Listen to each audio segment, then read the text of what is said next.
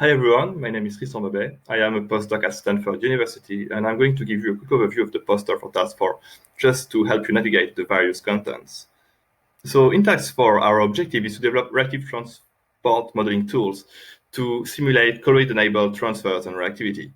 And to do that, we are going to build upon our previous modeling efforts on a series of column experiments where fine-grained organic carbon unrich lenses were embedded inside coarser-grained aquifer material.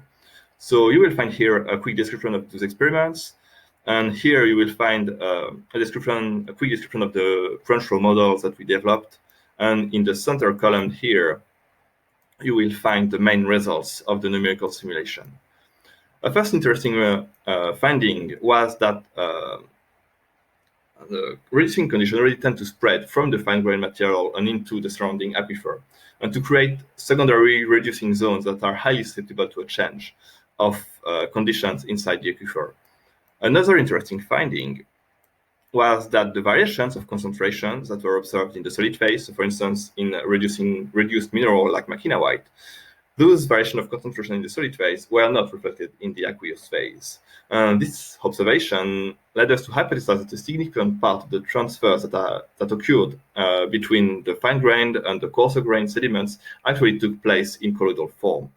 And this is this hypothesis of a colloid-enabled transfer and reactivity that we explore in the right-hand column. So we did some preliminary experimental work that also that supports the idea that colloids are indeed exported from the fine-grained material and are filtered by the coarser-grained aquifer material.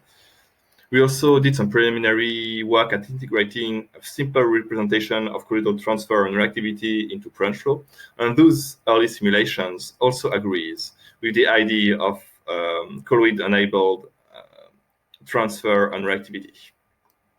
However, and this is the conclusion of this poster, this matter of integrating colloid-enabled processes into reactive transport models still remain a wide open question.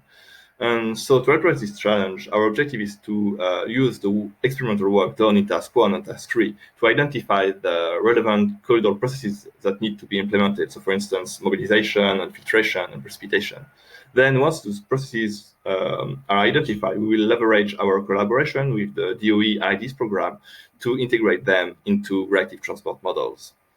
So thank you for listening, and I will of course be available for any question you might have during the review.